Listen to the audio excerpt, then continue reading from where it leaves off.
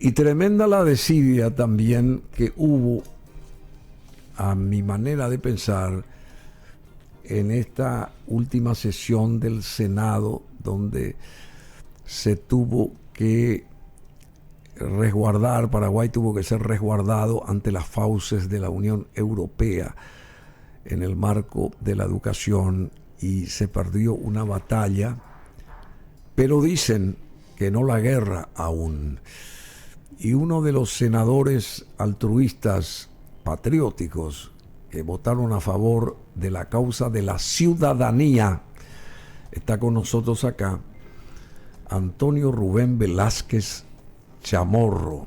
Rubén Velázquez, él representa a Ciudad del Este y al movimiento Yo Creo. ¿Es así o no? ¿Cómo te va? Hola Bruno, ¿qué tal? ¿Cómo estás? Un placer saludarte. Él parece un actor de cine, así un músico. ¿Verdad que le parece un músico? ¿A quién le parece él? ¿Quién sería, verdad? ¿Será? ¿A quién? Marco Antonio Solís. ¿A quién? Marco Antonio. A Marco Antonio Solís. Marco Antonio Solís. De hecho que ya... Acércate. De hecho que bastante ya en el Senado... ¿Te dicen así? Sí, me dicen. No, inclusive durante la campaña también me asocian bastante con este compositor, cantante, músico mexicano Marco Antonio Solís. Marco Antonio Solís, sí. Y, en fin, creo que de cierta forma me ayudó bastante. Recuerdo... Te ayudó. Sí. Te ayudó a conseguir los votos también. De alguna forma. De las minas.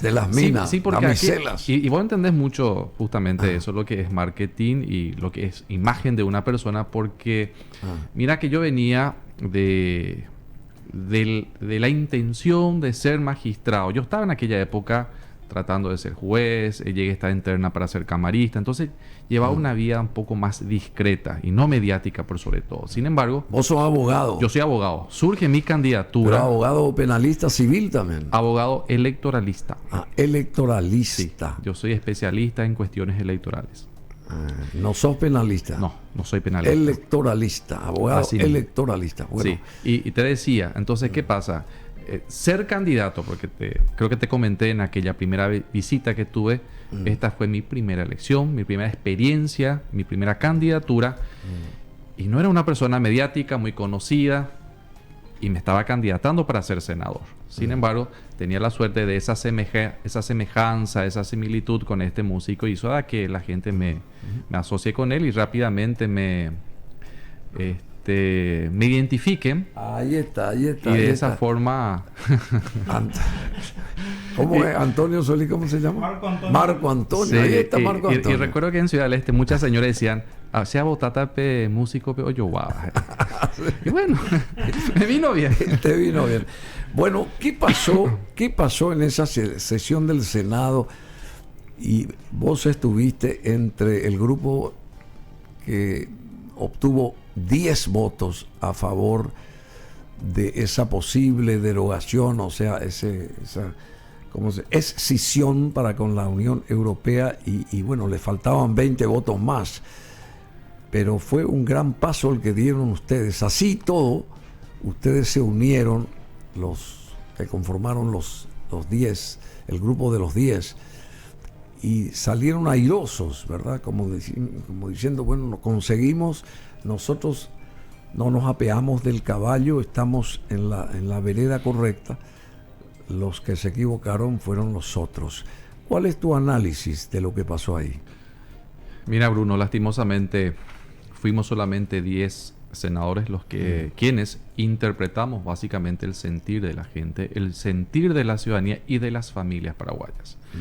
Estuvimos en la sesión anterior tratando el convenio que trajo consigo la Unión Europea, que busca una transformación educativa en nuestro país. En realidad, creo que necesitábamos solamente de 4 votos más o 4 votos menos que tengan ellos, los que ganaron, para que no lleguen a la cantidad de 30 votos. Y eso impediría que se... ¿Cuántos votos hubieran necesitado ustedes? Ellos necesitaban 30. Ellos necesitaban 30. Y creo que llegaron a 33 votos. Creo que llegaron a 33. O sea, ¿y ustedes tenían que llegar a...? No. Nosotros peleábamos para que ellos no lleguen a esa cantidad de 30 votos porque sabíamos que Santiago Peña finalmente resolvió acompañar este convenio totalmente contrario a lo que fue su campaña política, inclusive porque anteriormente él estaba por la derogación de este convenio. Claro, eso dijo y en él su cambió campaña radicalmente una vez que asumió la presidencia de la República. Y eso se debió a que a la presión interna, inclusive familiar, que él tuvo, ¿o no? Y deben ser varios factores, Bruno. Quizás una presión interna, presión familiar. Creo que hay familiares de él que también están en algunas ONGs, o en una ONG, si no me equivoco. Y también, evidentemente, por el desembolso final que tenía que dar la Unión Europea. Entonces, creo que esos factores primaron para que él cambie de postura. Decime, y esto es con esta pérdida por parte de ustedes que hicieron y de la ciudadanía, que en realidad se hubiera ido mayor cantidad de ciudadanos ahí frente a la plaza o frente al Congreso ahí en la plaza. ¿Cómo queda la cosa, digamos? Eso ya no se puede revertir, es una pérdida muy, muy grande esta, o se perdió una batalla, no la guerra. ¿Cómo es el análisis? A ver. Bien, creo que de alguna forma el convencimiento que tenía la gente que el presidente de la República acompañe la derogación del convenio hizo que no acudan más personas. Si bien ese día creo que en la plaza estaban cerca de 500 personas, pero aún así es poco para es poquísimo para lo que verdaderamente representaba en ese momento el tratamiento, el punto en sí que estábamos analizando. Creo que eso también habrá hecho a que no acudan más personas. Muchos se sintieron defraudados, se sintieron engañados. Ellos pensaron que iba a seguir apostando por lo que dijo Santiago Peña. Y entiendo yo que mucha gente esperaba eso. Confió en él y después, al término de la sesión, muchísimas personas se acercaron a mí, muchos me llamaron, me escribieron. Muchos colorados, familias coloradas, me escribieron manifestando su descontento, su repudio, su malestar por la actitud de los colorados, fundamentalmente encabezado por el presidente de la República, al permitir la vigencia de este convenio. Y a partir de ahora, ¿qué se puede hacer para que, o mejor dicho, el Ministerio de Educación y Ciencias va a llevar adelante a vapor batiente a través de sus manuales, todo este tipo de cosas? Ya no va a hacer caso a lo que se pueda decir o no. ¿Se perdió ya esta historia o se puede, digamos, tener una segunda chance en algún momento? Bruno, yo considero que si bien perdimos una batalla, no perdimos la guerra. Hay que tener en cuenta un aspecto, la Constitución Nacional. Ningún convenio, ningún tratado internacional puede estar por encima de nuestros preceptos constitucionales. Hay un montón de artículos. Por tanto, el Ministerio de Educación está compelido y obligado por sobre todo, pese a la existencia del convenio o la vigencia del convenio, a dar cumplimiento a nuestros respetar principios la Carta Magna constitucionales. Por tanto, cualquier acto que pueda contradecir nuestra Constitución Nacional, nosotros vamos a estar encima en salvaguarda de esos principios, esos derechos y esas garantías constitucionales, Bruno. Sí, bueno, pero ¿y cómo? ¿Y puede el presidente rever esta historia o ya no hay caso, digamos? Desde el aspecto del convenio ya no se puede, pero sí en cuanto al cumplimiento y acatamiento total de lo que es la Constitución Nacional. Tenemos que estar alertas, tenemos que estar atentos, observando y viendo el accionar del Ministerio de Educación en cuanto a la formación, educación de nuestros niños. Bueno, y vos personalmente, ¿cómo vos te sentiste también herido, digamos, defraudado? ¿Te sentiste vos en solitario? ¿Te sentiste vos? ¿Hablaron entre ustedes, entre los 10 que tuvieron la misma y la buena intención de apostar a favor de la ciudadanía, digamos, y se vieron sorprendidos con esta actitud del propio presidente y de los demás senadores, ¿verdad? ¿Cómo fue cómo se manifestó tu yo interior? A ver. De cierta forma me sentí impotente. Me sentí impotente y triste también por no lograr dar paz y tranquilidad a nuestras familias paraguayas. No llegamos a hablar con todos los senadores, muchos también espontáneamente se fueron expresando y manifestando también por la derogación del convenio. Sí, yo hablé más con los colegas de la oposición, pero cada uno ya tenía también su postura, su punto de vista.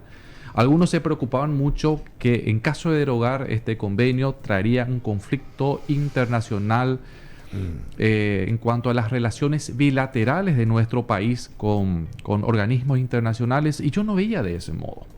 Muchos veían que se daba un conflicto constitucional. ¿Por qué? Porque no puede una ley derogar un convenio que tiene un rango de tratado internacional, según la interpretación de algunos. Yo básicamente di una interpretación también, que cómo fue aprobado ese convenio en el marco de una ley del Congreso. Entonces, partiendo de eso, también nosotros podemos, por medio de otra ley, derogar una ley que había aprobado ese convenio. Entonces, no veía yo ningún obstáculo constitucional o jurídico, y mucho menos de rango internacional. ¿Por qué? Porque también nuestra Constitución Nacional establece claramente la autodeterminación de los pueblos, y eso tiene un carácter universal también.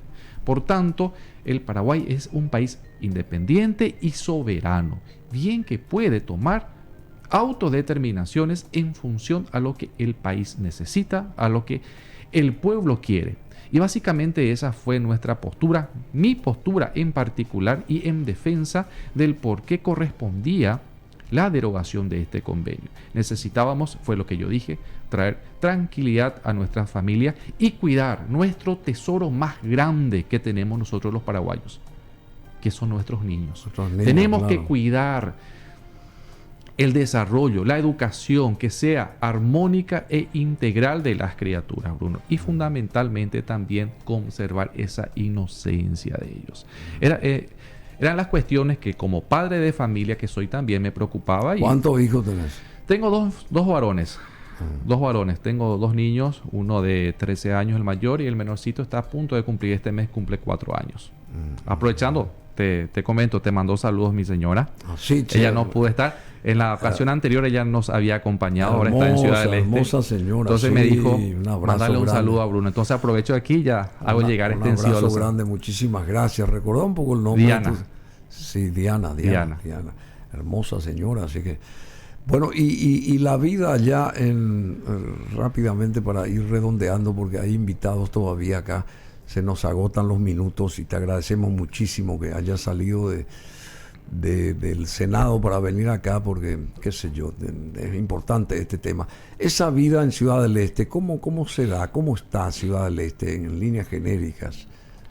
Y Ciudad del Este está en un proceso de transformación, en un proceso de cambio. Desde el gobierno municipal asumido por Miguel Prieto venimos encarando algunas obras importantes. La planta asfáltica fue un desafío muy grande que trae consigo ya un desarrollo en cuanto al sistema de pavimentos en Ciudad del Este. Los buses eléctricos también, que fue algo todo novedoso, que va en consonancia con el medio ambiente, ya están en funcionamiento, son 20 buses, y eso le está dando un nuevo rostro y dinámica a lo que es Ciudad del Este. Estamos en un proceso justamente de crecimiento, desarrollo y transformación, que es lo que buscamos a Ciudad del Este. Pero hay que apostar más por Ciudad del Este. Necesitamos también que el mismo gobierno nacional se sume a esto, que la ITIPUBI nacional esté más presente en Ciudad del Este y que le dé una dinámica diferente y distinta que necesitamos, no por el bien del gobierno municipal en sí, es por el bien de la ciudadanía esteña y de todo el Alto Paraná. De todo el Paraguay. Tenemos esa ¿cómo que se llama? Esa vía ahí cerca del Paraná, ¿cómo se dice eso? Lo que se pretende hacer, esa autopista que quieren hacer al borde del Paraná, ¿cómo se llama eso? ¿Cómo se llama nuestra vía acá frente al puerto? ¿Cómo se llama? La costanera. Costanera, ayúdenme pues, por favor. esa parte de la costanera del Paraná, porque se va a pasar, van a construir una costanera ahí. Existen proyectos, pero hasta ahí ahora todavía no tenemos nada planificado, pero sí siempre se habló de una costanera que sería lindo también. Necesitamos para también de alguna forma darle otro aspecto a la ciudad Ese y que puente, conecte de repente Franco con Hernandarias desde Ciudad del claro, Este. ese Esa es la segundo idea. puente con Brasil ya está terminado, ¿eso qué falta? La conexión ya está hecha, ya se unió el puente, pero todavía no está habilitado. Tengo entendido que a finales de este año se estaría habilitando ya y que de alguna forma también va a descomprimir el tránsito caótico del puente de la Amistad. Eso va a ser también importante y eso creo que también va a permitir más fluidez comercial al microcentro de Ciudad del Este. Bueno, querido Rubén, senador Rubén Velázquez, muchísimas gracias. Tenés acá siempre las puertas abiertas y tenés que seguir bregando a favor de la ciudadanía paraguaya, que es la que te votó al fin de cuentas. Allá la ciudadanía esteña, pero tenés mucha gente que te está conociendo acá en Asunción y en Paraguay en general y está apostando por tu persona, ¿verdad? ¿Vos te das cuenta de eso? Sí, así mismo. En primer lugar, Bruno, muchísimas gracias por este espacio, muchísimas gracias por la invitación. Creo que es muy importante también estos espacios que puedes brindarnos porque nos permite conectarnos más con la ciudadanía. Y creo que haberte dicho justamente en mi primera visita, uno de mis principales propósitos es no defraudar la esperanza de la gente y recuperar de cierta forma la credibilidad de la Cámara de Senadores. ¿Y cómo lo hacemos eso? Con actitudes que refleje el sentir del pueblo.